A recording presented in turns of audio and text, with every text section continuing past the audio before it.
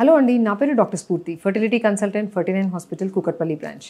So ఈరోజు మీ అందరి ముందుకి ఎరా అనే టాపిక్ గురించి డిస్కస్ చేయడానికి వచ్చానండి. సో నార్మల్గా వింటూ ఉంటారు పేషెంట్స్, అంటే ఎవరికైతే నెగటివ్స్ వస్తున్నాయి ఊరికే, అంటే implantation failure, recurrent implantation failure అంటాం, మంచి మంచి ఎంబ్రియోస్ ట్రాన్స్ఫర్ చేసిన నెగటివ్ వస్తుంది అన్నప్పుడు ఎరా టెస్ట్ అనేది కూడా ఒకటి అడ్వైస్ చేస్తాం. సో ఈ ఎరా టెస్ట్ అనేది ఏంటి, దీన్ని ఎవరెవరికి అడ్వైస్ చేస్తారు, ప్రొసీజర్ ఏంటి అనేది మనం ఈ వీడియోలో డిస్కస్ చేద్దాం. సో నార్మల్గా ఎరా టెస్ట్ గురించి మాట్లాడే ముందు ఎండోమెట్రియం గురించి మాట్లాడతానండి. సో ఎండోమెట్రియం అనేది యూట్రస్, గర్భసంచి లోపట పొరని ఎండోమెట్రియం అని అంటారు. సో ఈ ఎండోమెట్రియంలోనే కొన్ని చేంజెస్ అనేవి అవుతాయి. అంటే ఎగ్ అనేది రిలీజ్ అయ్యి అది ఎంబ్రియో వరకు ఫామ్ అయిన తర్వాత ఆ ట్యూబ్లో ఫామ్ అయిన ఎంబ్రియో అది ట్యూబ్లోంచి ట్రావెల్ చేసుకుంటూ యూట్రస్ లోపలికి వస్తుంది.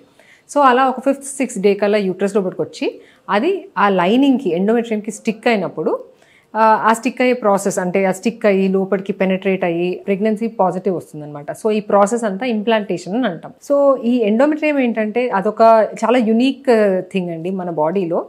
అదేంటంటే ఎవ్రీ మంత్ ఎండోమెట్రియం అనేది షెడ్ అవుతూ ఉంటుంది అండ్ మళ్ళీ నెక్స్ట్ మంత్ మళ్ళీ లైనింగ్ పెరుగుతుంది.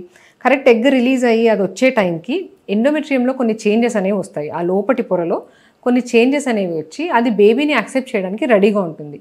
సో ఏదైతే ఆ పొరలో వచ్చే చేంజెస్ బేబీని ఏదైతే యాక్సెప్ట్ చేయడానికి ఉంటుందో ఆ చేంజెస్ని, అంటే అది బేబీని యాక్సెప్ట్ చేసే కండిషన్ని ఎండోమెట్రియల్ రిసెప్టివిటీ అంటారు. సో ఏది స్కాన్స్ చేసినా కూడా ఎలా ఉంది అని కొన్ని పారామీటర్స్ చెక్ చేసుకుంటాము. సో ఆ ట్రిపుల్ లైన్ ప్యాటర్న్ ఉందా, అండ్ థిక్నెస్ అంతా బాగుందా, బ్లడ్ సప్లై అంతా బాగుందా అని చూసి ఇంజెక్షన్స్ అనేవి స్టార్ట్ చేస్తాము ట్రాన్స్ఫర్ టైంకి. సో అలా ఇంజెక్షన్ స్టార్ట్ చేసిన తర్వాత ఇప్పుడు ఒక 5th డే ఎంబ్రియో అయితే డే 5 అంటే 0 డే నుంచి ఇంజెక్షన్ స్టార్ట్ చేసి 5th డేకి, అంటే టోటల్ 6 days ఆఫ్ ఇంజెక్షన్స్ తర్వాత ట్రాన్స్ఫర్ చేస్తాం. అలాగే డే 3 ఎంబ్రియో అయితే 0 డే నుంచి స్టార్ట్ చేసి 3rd డేకి ఇంజెక్షన్స్ అనేవి ఇవ్వడం జరుగుతుంది. సో ఆ డేకి ఎందుకు ఇస్తామంటే ఆ టైంలో ఎండోమెట్రియల్ రిసెప్టివిటీ అనేది మ్యాక్సిమం ఉంటుందండి. అంటే బేబీ మనం ట్రాన్స్ఫర్ చేసినప్పుడు ఆ బేబీని ఇంప్లాంట్ చేసుకునే కెపాసిటీ అనేది ఎండోమెట్రియంకి చాలా ఎక్కువగా ఉంటుంది. సో ఈ ఎండోమెట్రియల్ రిసెప్టివిటీ అనేది ఓన్లీ కొన్ని గంటల పాటే ఉంటుంది. సో దాన్నే విండో ఆఫ్ ఇంప్లాంటేషన్ అంటాం. సో విండో ఆఫ్ ఇంప్లాంటేషన్ అంటే బేబీని పెట్టినప్పుడు బేబీని యాక్సెప్ట్ చేసే ఆ పీరియడ్ అనేది దాన్ని విండో ఆఫ్ ఇంప్లాంటేషన్ అంటాం. సో అది కొన్ని గంటల పాటే అది ఓపెన్గా ఉంటుంది అండ్ దాని తర్వాత ఆ విండో ఆఫ్ ఇంప్లాంటేషన్ అనేది మూసుకుపోతుంది.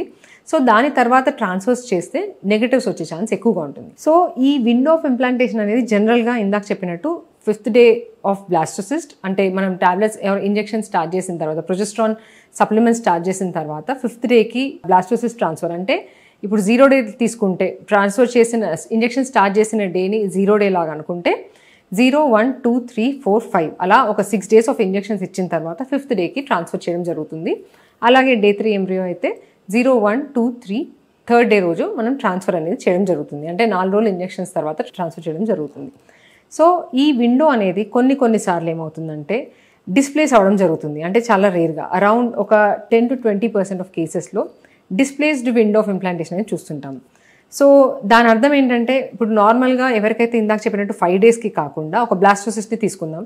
సో అది 5 daysకి ఆ విండో అనేది ఓపెన్ అవ్వకుండా కొంచెం మందిలో 4 daysకి ఓపెన్ అవ్వడము, లేదంటే 5 days తర్వాత 5.5, 6 days తర్వాత ఓపెన్ అవ్వడం అనేది చూస్తుంటాం. సో అలా డిస్ప్లేస్ అయిన వాళ్ళకి మనము ఎంబ్రియోస్ అనేవి రెగ్యులర్ టైంలో పెట్టినప్పుడు నెగటివ్ వస్తుందండి, బికాస్ ఆ టైంకి విండో అనేది ఓపెన్ అవ్వదు కాబట్టి. సో వాళ్ళకి ఈ ఇరా టెస్ట్ అనేది యూస్ఫుల్ ఉంటుంది.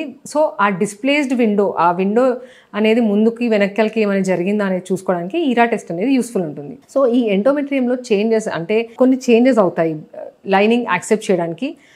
కొన్ని హార్మోనల్ చేంజెస్, హార్మోనల్ ఎఫెక్ట్ ద్వారా, లేదంటే కొన్ని సైటోకైన్స్ అని కొన్ని కెమికల్స్ అనేవి రిలీజ్ అవుతాయి. అండ్ ఆ ఎండోమెట్రియం లోపల లైనింగ్లో కూడా కొన్ని చేంజెస్ అనేవి స్టార్ట్ అవుతూ ఉంటాయి. సో ఈ చేంజెస్ అన్నింటినీ, ఈ రిలీజ్ అయిన ఎంజైమ్స్, ఆ కెమికల్స్ అన్నింటినీ కూడా ఈ ఇరా టెస్ట్లో ఐడెంటిఫై చేసి ఆ రిసెప్టివిటీ విండో అనేది ఏ టైంకి ఓపెన్ ఉందో అనేది చెక్ చేసుకోవచ్చు. సో ఎవరికి ఈ టెస్ట్ చేస్తారని చూసినట్టయితే అందరికీ అడ్వైస్ చేయమండి. ఎవరికైతే రికరెంట్ ఇంప్లాంటేషన్ ఫెయిలియర్ అనే వాళ్ళకి జనరల్గా అడ్వైస్ చేస్తాం. సో రికరెంట్ అంటే 3 లేదంటే ఎక్కువ సార్లు మంచి ఎంబ్రియోస్, లేదంటే జెనెటికలీ టెస్టెడ్ ఎంబ్రియోస్ పెట్టినా కూడా నెగటివ్ వస్తుంది అన్నప్పుడు మాత్రం ఈ టెస్ట్ చేసుకుంటాం. బికాజ్ ప్రెగ్నెన్సీ రావాలంటే ఒకటి ఎంబ్రియో చాలా బాగుండాలి, ఒకటి ఎండోమెట్రియం చాలా బాగుండాలి. మంచి ఎంబ్రియో పెట్టాము ఆర్ రికరెంట్ మళ్ళీ ఊరికే మంచి ఎంబ్రియోస్ పెడుతున్నాము బట్ స్టిల్ నెగటివ్ వస్తుంది అనే వాళ్ళకి ఈ ఎండోమెట్రియం విండో, ఇందాక చెప్పినట్టు ఆ విండో ఆఫ్ ఇంప్లాంటేషన్ ఏమైనా డిస్ప్లేస్ అయిందా అని చెక్ చేసుకోవడానికి ఈరా టెస్ట్ అనేది యూస్ఫుల్ ఉంటుంది. సో ఇది ఎలా చేస్తారు అని చూస్తే నార్మల్గా ఎంబ్రియో ట్రాన్స్ఫర్ ప్రొసీజర్కి వాడే మందులు ఏవైతే ఉంటాయో అంటే డే 2 నుంచి మనం పీరియడ్ స్టార్ట్ అయినాక మెడిసిన్స్ ఇస్తాము. లైనింగ్ అనేది ఎలా వచ్చింది అనేది డే 10 టు డే 15 మధ్యలో చెక్ చేసుకొని లైనింగ్ రెడీ అయ్యింది అనగానే ప్రొజెస్ట్రాన్ ఇంజెక్షన్ స్టార్ట్ చేస్తాం. సో అలాగే ఈ టెస్ట్లో కూడా స్టార్ట్ చేసి ఇప్పుడు 5th డే ఆఫ్ ఇంజెక్షన్ అంటే ఇప్పుడు సపోజ్ మనం P0 అంటే 0, 1, 2, 3, 4, 5 ఆ 5th డే ఆఫ్ ఇంజెక్షన్ రోజు నార్మల్గా ఎంబ్రియో ట్రాన్స్ఫర్ చేయకుండా ఈ ఇరా టెస్ట్లో ఏంటంటే ఒక చిన్న పీస్ అనేది ఎండోమెట్రియం నుంచి చిన్న ఒక థిన్ క్యూరెట్ ఒక ప్లాస్టిక్ క్యూరెట్ ఉంటుంది, దాంతో ఒక చిన్న స్ట్రిప్ అనేది బయటికి తీసి ఏదైతే ఆ ఎండోమెట్రియల్ టిష్యూ వచ్చిందో దాన్ని ఒక మీడియాలో ప్రిజర్వ్ చేసి జెనెటిక్ ల్యాబ్కి అనేది పంపించడం జరుగుతుందండి. అండ్ వన్స్ ఆ రిపోర్ట్ రాగానే దానిలో మనకి విండో ఆఫ్ ఇంప్లాంటేషన్ డిస్ప్లేస్ అని వస్తుంది కొన్నిసార్లు, లేదంటే అదే టైం అని వస్తుంది. ఒకవేళ ఏ టైంకి వచ్చిందో అంటే pre receptive, post receptive, receptive అనే 3 రిపోర్ట్స్ ఇస్తారు వాళ్ళు మనకి.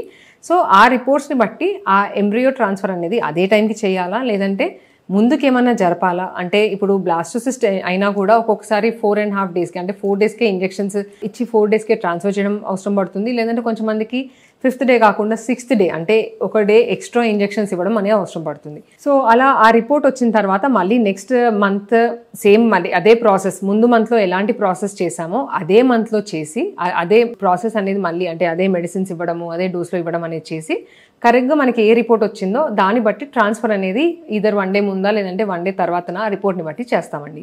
సో ఇదండి. ఇంకా మీకు ఈ టాపిక్లో ఏమైనా డౌట్స్ ఉంటే మమ్మల్ని సంప్రదించవచ్చు. Thank you.